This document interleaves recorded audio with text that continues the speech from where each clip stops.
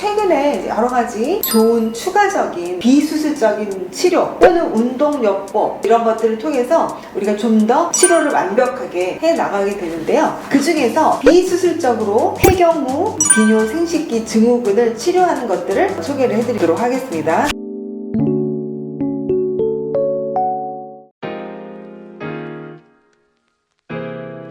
척추에 디스크가 있을 때 디스크 수술하지 않고 주사로 수술 대신에 치료를 하는 게 있고요. 무좀 같은 것도 레이저 같은 거로 깊숙하게 무좀균을 치료하는 것들도 있고 합니다. 그래서 대표적인 재생의학에 쓰이는 것이 레이저가 있고요. 또 필러라든지 또는 줄기세포라든지 또 PRP라든지 또는 여러 가지 이런 약 같은 거를 통해서 우리가 재생의학적으로 다시 젊어지게 하는 거, 다시 조직을 재생시키는 거를 접근을 해서 치료를 하게 됩니다. 비뇨생식기 증후군에서는 제가 이제 소개시켜 드리고 싶은 대표적인 게 레이저입니다. 질 레이저라고 들어보셨을 거예요. 아니 그러면 질 레이저를 하는데 왜 방광이 좋아져요? 이렇게 물어보시잖아요. 그 질 레이저를 하면은 방광이 많이 좋아지거든요. 그러면 우리가 이렇게 재생학적인 접근을 통해서 치료하는 게 있겠고요. 또 간단히 보조적인 약물로서 여러분이 집에서도 홈케어를 할 수 있도록 병원에서 처방받으시는 것들이 있는데, 호르몬 질정, 질 안에 넣는 다른 치료적인 질정, 상처를 이렇게 감싸서 상처 회복을 빨리 돕기도 하고, 점막이 헐었을 때 그 안에 부족한 층을 이렇게 채워줘서 점막도 치료하는 것들이 있어요. 그래서 비뇨기과에서 대표적으로 쓰는 게 방광벽이 많이 얇아졌거나 헐었을 때 거기를 채워주고 회복시켜주는 그런 성분을 방광에다 넣어서 방광을 이렇게 치료하는 게 있습니다. 그러니까 예를 들어서 우리 위 점막이 헐었을 때 속을 비우고 미란타나 겔포스나 이런 거 먹어서 위 점막을 이렇게 커버시켜줘서 통증도 줄여주고 회복되는 시간을 벌어주는 것처럼 실제로 이제 그런 것들이 있겠고요. 또 이제 레이저 치료가 있겠고요. 또 최근에는 보톡스를 방광경을 통해서 방광에다 직접 보톡스를 주사를 놔서 너무 과민한 방광 소변을 이렇게 너무 자주 보는 것들을 치료하기도 합니다. 자, 그러면 제가 이제 하나씩 설명을 드리도록 하는데, 이번에는 질 레이저에 대해서 설명을 드리도록 하겠습니다.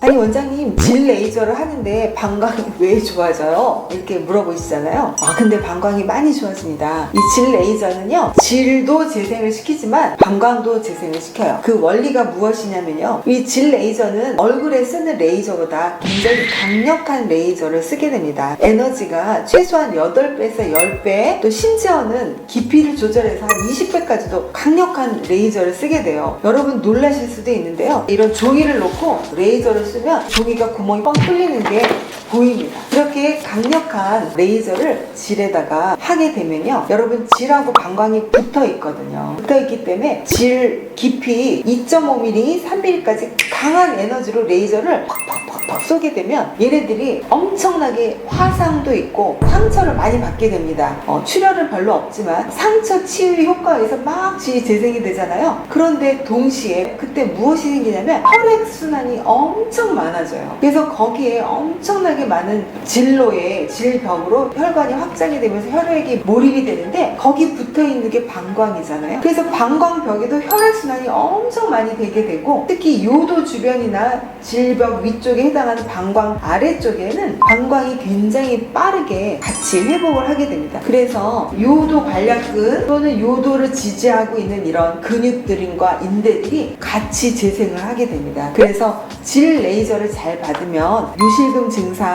또 급하게 화장실에 가다 소변을 좀 새는 증상, 또 너무 소변을 자주 보는 증상, 잦은 방광염 등의 증상이 많이 좋아지게 되세요. 물론 아주 심한 요실금인 경우는 레이저 한 가지로 완치가 되지 않는 경우가 많기 때문에 그런 경우는 꼭 수술적인 요법을 하셔야 되고요. 레이저만으로 치료가 되는 경우도 심하지 않은 요실금은 치료가 잘 되는 편입니다. 그 다음에 이 레이저는 그럼 얼마 동안 작용을 하느냐? 3주 동안 계속 콜라겐을 많이 만들어내고 2달까지 연장을 해서 새롭게 조직이 계속 재생이 됩니다. 그래서 보통 레이저는 주기를 한 2달 간격으로 한 3번을 받고, 그 다음에는 좀 쉬었다가 다음 연도 1년이나 2년 정도 지나서 증상이 또 생기는 것 같다? 그러면 그때 유지요법으로 한 번 정도 더 추가 레이저 시술을 받는 게 좋겠습니다.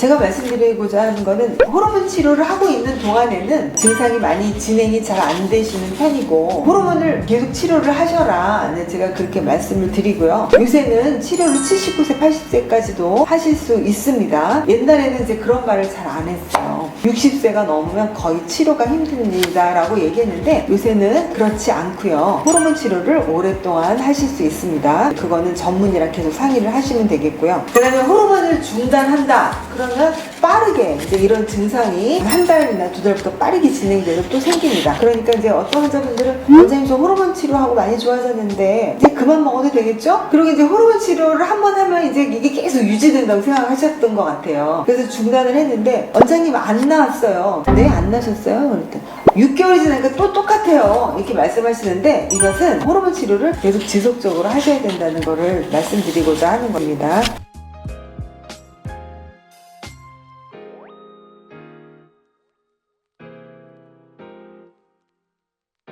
유방암 환자들은 폐경 후 호르몬제 못 먹는데 이렇게 말씀하시잖아요. 유방암 환자분들도 아까 말씀드린 레이저 치료, PRP 치료, 방광에 이제 커버시키는 뭐 베지코트나 이아루릴 치료 이런 거 다 받으실 수가 있는데 호르몬은 못 드시죠. 여성 호르몬은 못 드세요. 그런데 꿀팁 하나 드리면 여성 호르몬 질정은 잘 사용하실 수 있습니다. 이거를 나 혼자 처방을 받아다가 유방암 얘기를 안 하고 유방암이 없는 환자처럼 호르몬 질정을 많이 받아다 놓고 혼자서 쓰시면 안 되고요. 반드시 호르몬 질정을 쓸 때는 산부인과 전문의랑 같이 상의를 해서 일주일에 한 번을 쓸 건지 2주일에 한 번을 쓸 건지 처음에 심할 때는 일주일에 두세 번을 쓸 건지 쓰시다가 좋아지면 조금씩 줄이고 중간에 초음파 검사도 같이 하면서 쓰시면 됩니다. 이 호르몬 질정은 질 주변에 연결되는 방광하고는 굉장히 좋은 효과를 나타내지만 전신적인 호르몬 효과는 굉장히 미약하거든요. 그렇기 때문에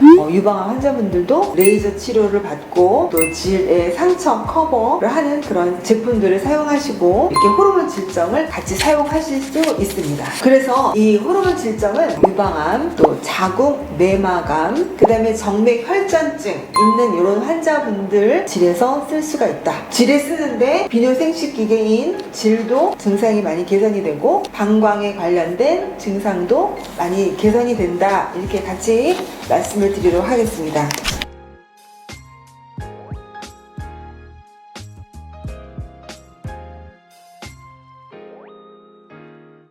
2020년 정도부터 유산균이 많이 보급이 되게 되었어요. 락토바실루스, 비시도필루스, 플란티늄 뭐 이런 여러 가지 유산균들이 있는데 이런 유산균들이 번호가 굉장히 많거든요. 그리고 이 번호에 따라서 각각 기능이나 효과가 좀 달라서 유산균의 번호에 따라서 이제 효능을 분류해서 특허도 받고 이거를 상업적으로 상품을 개발하고 하는 이런 것들이 이제 2020년부터 이제 활발하게 진행이 되어 있습니다. 근데 이제 우리가 유산균을 먹으면 이 유산균이 장에서 전신적으로 굉장히 좋은 면역적인 일을 많이 하고 그 다음에 이것이 대변으로 나오게 되잖아요. 그 이 대변으로 나온 유산균이 대변 항문 입구에서 다시 질로 역류를 해서 질 안으로 들어가서 나타나서 질의 효과가 있다는 겁니다. 사실 우리가 먹은 질 유산균이 실제로 질에 들어가서 일을 하려면 얼마나 퍼센티지가 낮게 일을 할까요? 그래서 요새는 이제 질 유산균이 함유된 질정도 있고 질 안에다 넣는 겔도 있고 또 뿌리는 것도 있고 합니다. 그런 것들을 알아서 적절하게 쓰시면 굉장히 도움을 받을 수가 있고요. 각각 유산균에 관련된 그런 기능 같은 것들은 일반인들은 잘 모르셔도 되고요. 제품 좋은 거 선별해서 드시면 됩니다.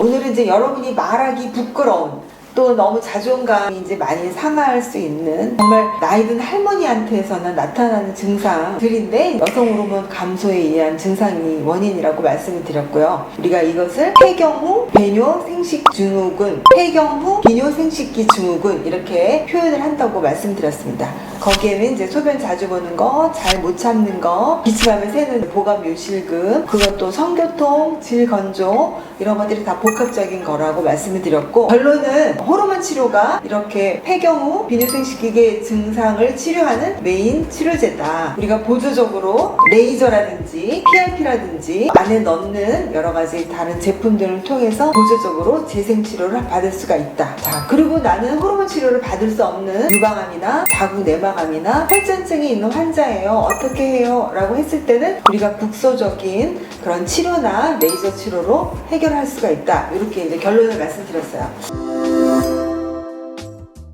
오늘 말하기 좀 조심스러운 부분들을 말씀을 드렸고, 이 내용이 재밌었는지 없었는지 저도 모르겠지만 도움이 많이 되셨으면 좋겠습니다. 오늘 강의는 제가 이제 여의사로서 허심탄회하게 여러분들에게 말씀드렸고요. 오늘 강의 내용이 도움이 되셨으면 좋겠고요. 구독, 좋아요, 알림 설정 해주시면 폐경 생활을 좀 더 알차고 여러분이 재밌게 들으실 수 있도록 많이 구성하는 데 도움이 됩니다. 그럼 오늘도 행복하시고 건강하게 지내시기 바랍니다.